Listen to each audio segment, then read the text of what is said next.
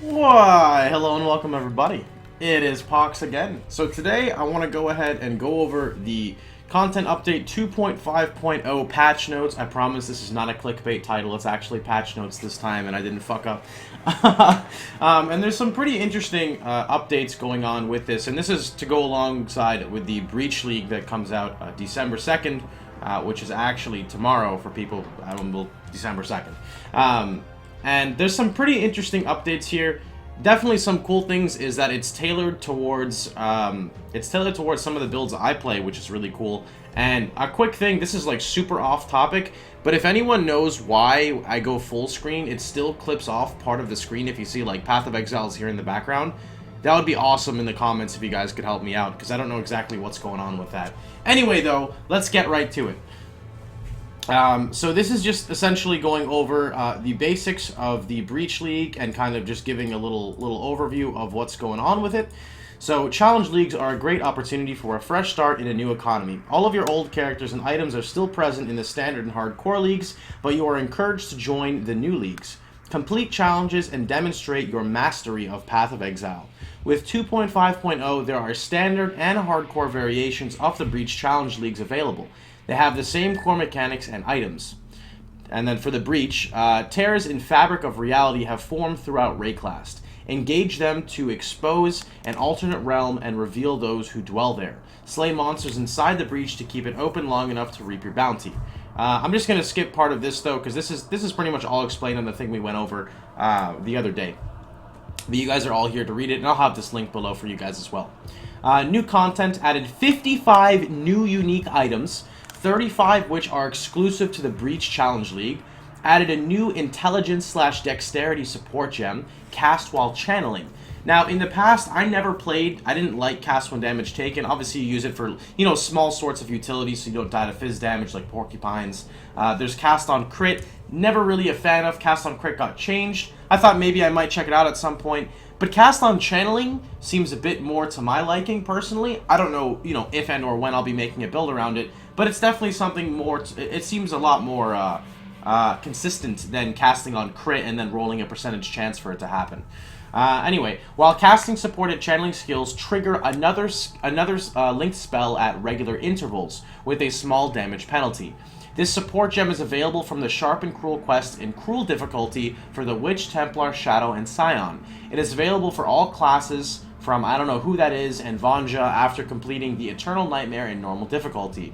There is a new challenging tag, a channeling tag on relevant skill gems. Added a neutral skill gem, Vol Breach, which creates a breach at your location, making you vulnerable to its powerful inhabitants. Before her rescue, Navali is now guarded by the Fawn, and that just means just to unlock the Prophecy Woman, she's in Act 1. Very early areas in Act 1 have been cosmetically improved. The game does look a lot better from the last time I played. I've pretty much taken like a 3-month break. I only play, actually maybe even longer, I only played for a little bit here and there. So it's pretty cool actually. The performance has went up drastically since I have played.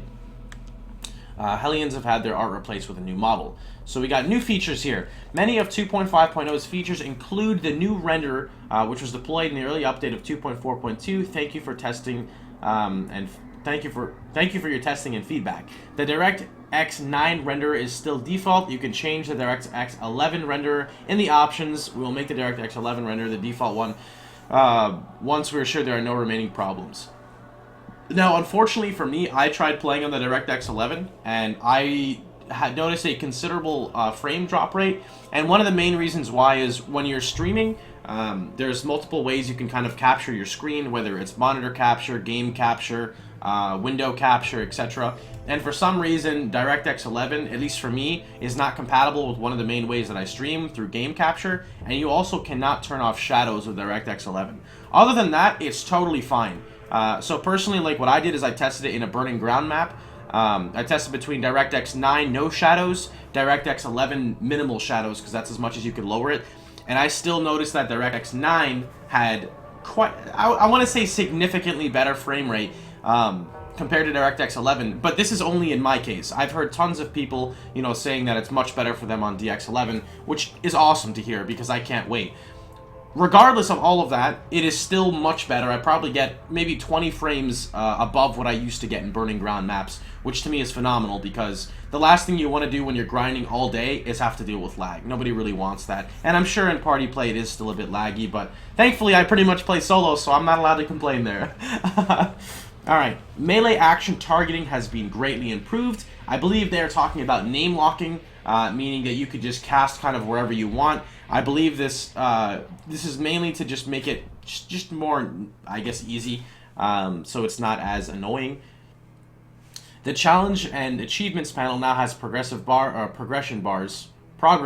for numeric challenges. Your overall challenge progress and challenge reward milestones are also shown. Weapons now display their attack range on their item descriptions. That's kind of one of the main things that I really like. You know, Path of Exile is definitely difficult for new players to pick up, and I'm happy to see them kind of just releasing information that really just overall makes the game not necessarily easier, but just easier to understand, rather than like all these hidden things. And I say that as a variety streamer now because it's kind of a pain in the ass sometimes to try to keep up to date with everything that's going on. So I'm very happy to see a lot of these changes. Improved early tutorials. Item filters can now see whether an item is corrupted with corrupted true. Added supports for this slash symbol in premium stash tab price field. I don't know what that is. Various improvements to preloadings have been made.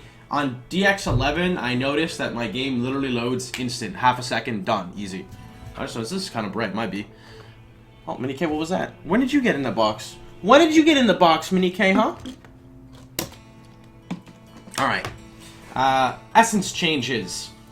So Essence was the previous league in Path of Exile for people who didn't play, which was kind of like the League of Crafting. Added the contents of Essence League to the core game, you can now find monsters trapped in Essences throughout Rayclast, but at a lower rate than what it was in the current Challenge League. And this is always good to see, you know, being able to kind of play with additional content, but you don't want to feel like you're forced into it all the time, and it becomes, you know, it just becomes annoying after a certain point. So it's always, I'm very happy the way GGG introduces the leagues kind of slowly and slowly and slowly. The rate at finding multiple essences at once has been significantly increased in maps, especially in higher maps. That's nice because it's just more of a challenge. At level 47 areas and above, whispering essences can no longer appear. At level 67 areas and above, muttering essences can no longer appear. And I believe this is just their tiers, meaning it forces it so if you're running higher content, you're guaranteed to get higher tier essences, rather than rolling against the beginning tiers. I could be wrong there, though. The values of mods from Wailing Essences of WoW have been reduced, resulting in a notably lower value of all mods from higher tier WoW essences. And I think WoW may be the Energy Shield one. Fixed a minor issue where the Muttering Essence of WoW Amulet mod granted values that were 1% too low. The Gloves mod from Essence of Insanity now grants socketed gems have 16% more attack and cast speed, down from 20%. The Weapon mod from Essence of Horror now grants a 16% chance to gain a Power, Frenzy, or Endurance charge, up from 10%. And the Weapon mod from Essence of Delirium now deals 750 chaos damage per second. Alright. Now time to get into the interesting stuff, right? I'll put a little timestamp so people can just skip to this time. Map mod changes. A large variety of new map mods have been added to the map pool. The grounded, molten, and incombustible map mods that granted specific elemental resistances will no longer appear on maps. They have been succeeded by a new, I didn't know you could use the word that way, by a new global elemental and chaos resistance map mod with lower values. So essentially what this means is, before you could roll like 70 cold res, 70 lightning res, 70 fire res, they're all individual. They're making it now so it's a global roll, so it will roll fire, cold, lightning resist along with chaos resist, which I think is the key word there, to kind of just, you know, add a little bit more against chaos, since chaos still doesn't have to deal with reflect or anything. The of stasis mod that previously prevented player life and mana regen will now also prevent energy shield regeneration. Existing versions of the mod will continue to prevent only life and mana regen. This just means like legacy pieces. The of smothering map mod now only affects the recovery rate of life and ES, no longer affecting mana recovery. This includes existing versions of the mod. That's pretty neat too. The splitting mod that previously added multiple projectiles at yellow and red tier maps, they now only add 2 projectiles at all tiers.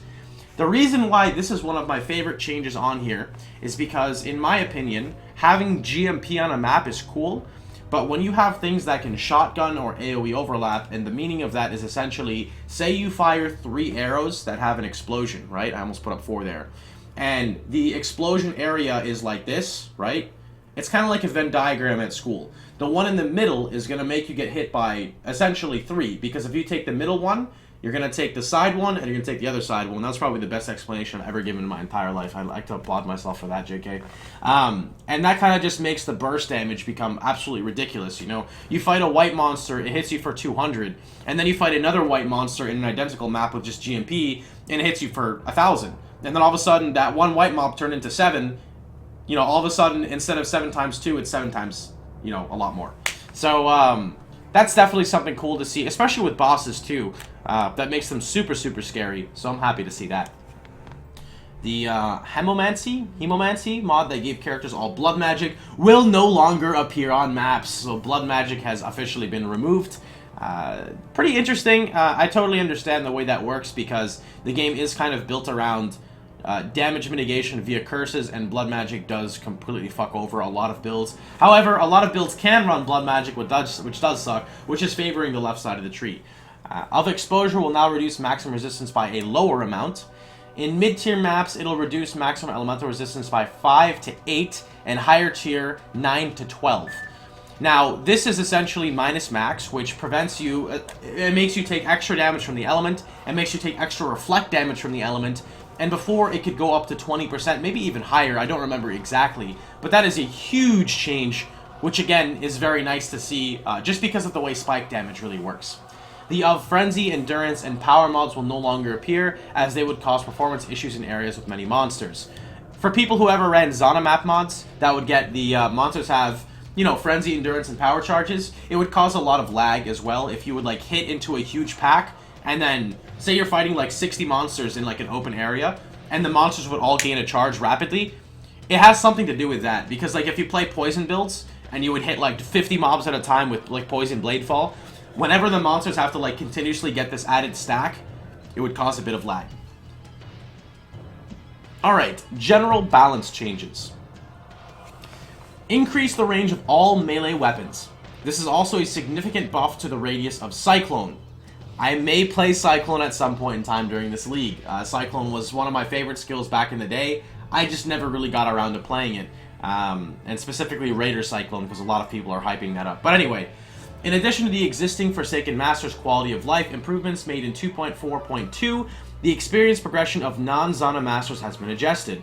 It is now 30% easier to reach level 8 from 7. 20% easier to reach level 7 from 6, 10% easier to reach level 6 from 5.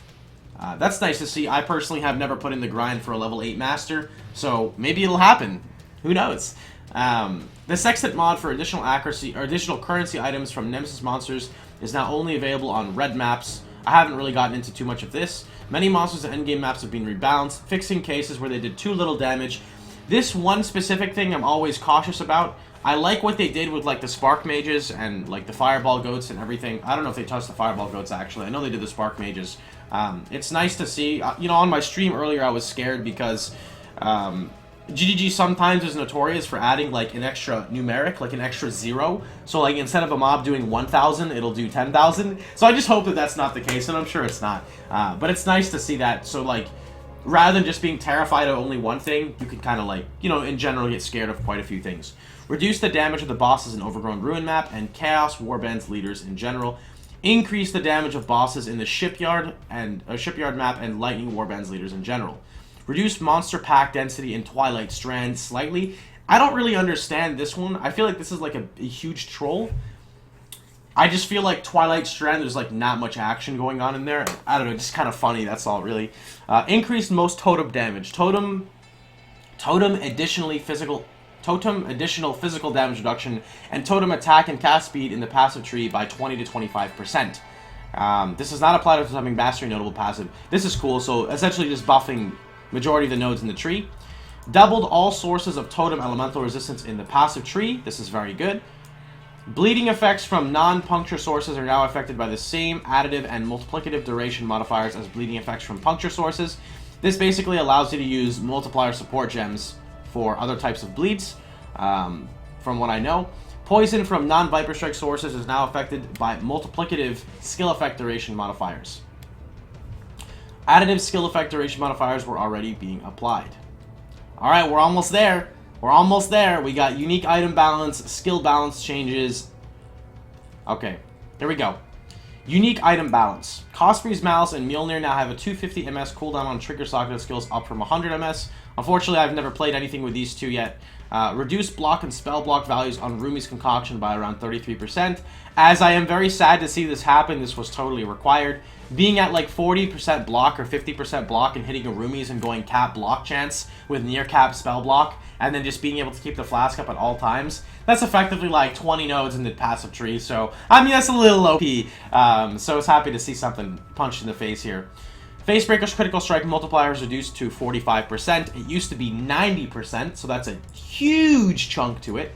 Grand Spectrum increased elemental damage has been reduced to 4%. I don't remember what Grand Spectrum's old values were, but I know that if you could gather quite a few of these, they were quite nuts. The Ailer Index now has an additional property, 80 to 100% increased power charge duration. This change does not apply to the old version, etc. Neuro's Harp now has an additional property. This is another weapon I'd like to make a build around. I know I like to use a lot of these meme weapons that everyone thinks are shit, and they are kind of poo-poo, but it's always fun seeing how far you can go with a limited weapon. 40% increased effect of Chilled Ground. I'm excited for this only because if you could potentially freeze some bosses, if you have an increased effect Chilled Ground, I don't know if Chilled Ground gets hit by the penalty on bosses such as curses. Like, curses, bosses have insane amounts of reduced curse effectiveness, or they resist curses more. I don't know if that applies to Chilled Ground at all. I'm not sure how that works. Soul Strike's faster start of Energy Shield Recharge has been reduced to 80%. This is quite a big slap to the face. And Energy from Within's additional Energy Shield has been reduced from 3 to 6. This is the jewel that you would put in on the passive tree, kind of near where Scion is, to convert the hybrid life ES nodes into pure ES nodes. So a little bit of a hit to CI, nothing really too much. I mean, kind of a bit, but nothing really that extreme. I feel like they just kind of touched a bit of the over-the-top ones. Blade Vortex. Alright, so this is skill balance changes. Blade Vortex has been refactored. See, this is a new word in the GGG headquarters. Refactored. We've heard of nerf. We've had this is a buff. We've had, like, altered. But refactored, I think this is a new one. I think they really got mad at the skill, man. So Blade Vortex has been refactored. Instead of separate hits for each active blade, the blades now increase the frequency at which all enemies in the radius take damage, and the amount of damage they take. The skill now has a base hit frequency of 600 MS and a 10% increased hit rate per active blade. Its damage is reduced by 30% at all levels, and it deals 30% more damage per active blade. I don't really know too much of what this means. I think it means the more active blades you have out, the quicker the rotation of their hits is, which I think is definitely a nice way to play around with it. I have to honestly see it before I really express how I feel about it. That's kind of how I work. Me and math are not really very good friends. I'm more of a visual learner. Reduce the maximum number of summon rating spirits to 20. This is pretty cool. But we also increase the damage as the gem levels up to compensate. It is intended to be similar damage output, but with less casting needed and less effective.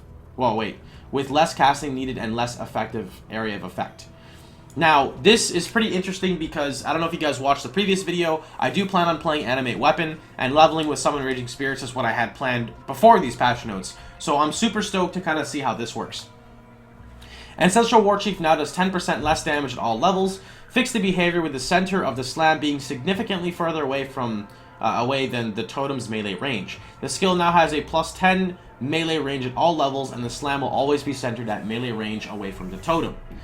This basically is just a nerf to the range of Ancestral Warchief Totem and a little bit of a damage penalty. I still think it's going to be fine.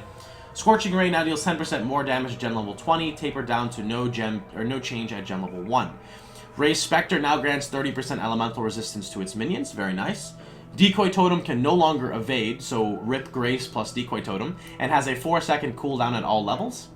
Blade Flurry's more attack speed modifier has been reduced from 65 to 60. More attack speed at all levels. Blade Flurry's targeting range has been reduced by 16.6%, and the damage radius of slashes has been reduced by 14.2%. I personally haven't really played it, so I don't know too much about it. And here's my favorite skill, my new favorite skill. We're going to call it Meme. Meme's damage has been reduced by 5% damage at level 1 and up to 35% more damage at level 20. I've been playing Blight recently on my stream, and everybody hates the skill. I don't know why. I personally like it. Maybe it's because I'm just a noob again at Path of Exile, and it's like a noob gem trap, like a noob trap. But it honestly seems pretty fun. I may end up making it as a first character too, but I don't know. We'll see what happens. Totems and all other minions now have 40% elemental resistance and 20% chaos resist. This also includes minions that didn't have resistances previously. This is OP for things like Animate Weapon. They get 40% elemental resistance. I'm super stoked to kind of see how that works. It makes it easier for summoners playing in the early game and early mapping, so you don't have to worry too much about resists. Fire, Cold, and Lightning Golems now have 70% resistance to their respective element. Chaos Golems now have 60% resistance to Chaos. Flame Golem's damage has been increased by 200%. If you're curious to know, my buddy Ziggy D actually has a video going over, you can see it right here, his Primordial Golemmancer, which he has cleared at Zubi and a bunch of other endgame bosses on. I'd highly recommend to check it out if you guys are curious. Ice Golem's damage has been increased by 75%. Lightning Golem's damage has been increased by 75%. Stone Golem's damage has been increased by 100%. Its chance to taunt on slam has been lowered. Its melee attack range has been increased. Chaos Golem's damage has been increased by 65%. Melee skeletons from the Summon Skeleton skill now deals 25% more damage. Summon Skeletons and Vol Summon Skeletons now have a cast time of 0.8, down from 0.1. So realistically, that's actually a huge buff to Summon Skeletons, with 25% more damage and significantly faster casting. Unfortunately, I don't really know how I feel about Summon Skeletons, but that is just kind of cool to see. Some triggered skills can now find targets that are further away than they could be before.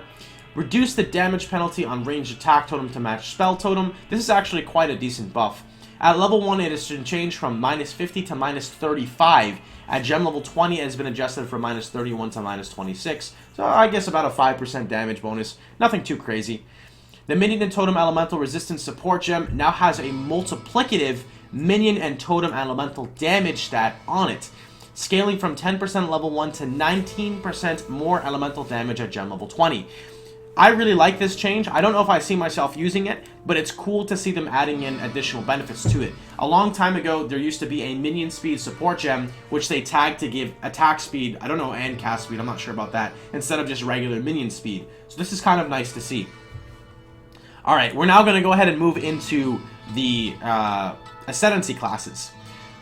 Trickster. Weave the Arcane now also reduces damage taken by 8% if you have spent a total of 200 mana recently. That's fucking insane. Raider Ascendancy changes. Avatar of the Veil's elemental damage has been increased to 40%. Avatar of the Chase's increased, the onslaught effect has been increased to 100%. Way of the Poacher now has a 20% chance to gain a frenzy charge. Here's the important part. On kill or on hitting a rare or unique enemy. That is OP, man! I'm so happy to see that. I don't know if you guys ever watch my streams and whatnot, but I do complain about the charge system quite a bit because I get kind of annoyed seeing, like, you know, you have a character, it's going, you're go, go, go, go, go, go, and it's all RNG of trying to get a charge. You get to a boss, there's no more on-kill effects, you lose your charges, and it just feels really inconsistent. So I'm very happy to see that. Rapid Assault now has a 100% chance to gain Onslaught on kill. Quartz Infusion has a 100% chance of gaining phasing on kill.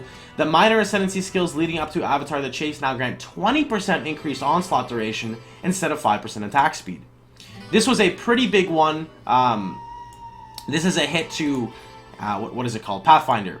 A character can now only receive one flask charge per critical strike every 200 ms. This is shared across all flasks. The Harvest and Master Surgeon now follow this rule. Instead of giving a charge to each of your flasks, they only grant it to one. The Master Surgeon node now has a 100% chance to trigger, up from 15%, to help compensate for this change. Zana League mods available during 2.5. Level 2 is Onslaught, level 3 is Bloodline, so we're going to see quite a bit of Bloodline, so be careful of those volatiles. Beyond at 4, Warbands at 5, level 6 is Ambush, 7 is Perandus, and 8 is Nemesis. One-time passive skill reset. Due to balance changes, every existing character has been granted an optional full passive skill reset. This usually happens every 3 months. This process will also reset your allocated Ascendancy points. To perform this operation, click the Reset All Passives button on the passive skill tree. Note that you must use this before allocating or funding any other points, otherwise the option will go away. Some bug fixes. Fix the bug where Culling Strike against burning enemies only applied to ignited enemies rather than enemies burning for any other reason such as Scorching Ray. Fix the bug where you wouldn't be able to see someone casting Blight or Scorching Ray if you entered their proximity after they had started casting it. Fix the bug where Temporal Chains didn't affect Blight. Fix the bug where Alt-tabbing in full screen mode would change to windowed mode. That's a really shitty bug. Fix the bug where Navali could grant prophecies to players who had not rescued her. Fix various problems with the Twinned Calm boss fight. PvP spectators can no longer use flasks or perform triggered actions. Blade Flurry now uses the average of both main hand offhand speeds if using 2 valid weapons. Fixed a bug where Blade Vortex ending could end other buffs. Monsters that use Herald skills can no longer turn them off. Fixed a bug where Scorching Ray would not switch targets correctly if they were far away or if they changed to the same team/party. Bone Spire from Necropolis boss once again deals damage over time. Fixed a bug where status ailments that weren't auras could be removed from players. This prevented removal of ailments that had proliferation. Fixed an issue with Scorching Ray and Spell Totem where the ray could be visually separated from the totem after being knocked back. Fixed a bug where Scorching Ray's targeting could get stuck on item highlights. That sounds shitty. Fixed a bug where manually selected chat channel numbers were not being remembered. Fixed a bug where summoned stone golems would attack enemies much further from their target location than other golems. The 40 quality recipe now ignores 6-socket items, and fixed 2 instance crashes. I hope you guys enjoyed the video. If you did, please feel free to like, share, and subscribe. Remember, feel free to drop any comments down below. You guys let me know what you think. I'm probably going to be playing Blight or Animate Weapon. I'm still leaning towards Animate Weapon. I'm just having a lot of fun with Blight. And this is for the new league starting tomorrow. I'll see if I can get an updated guide for my Blight character for today. We're only in normal difficulty, so I'll see what I can do. I'll see what I can do with you know, kind of like pushing really quickly on it. I am a bit sad to see no life changes.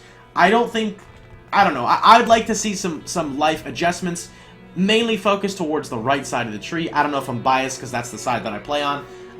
But I still feel that, you know, maybe like a 10% increase or like a 15%. Maybe that's too much. I don't know. We'll see anyway. There's no reason to complain. Let's just all enjoy ourselves. Hope you guys enjoyed it. Remember, you can catch me streaming live every day at twitch.tv/Pohx. Hope you guys have a wonderful time. Thank you for all the continuous support, and I'll see you guys all tomorrow. Take care, everybody.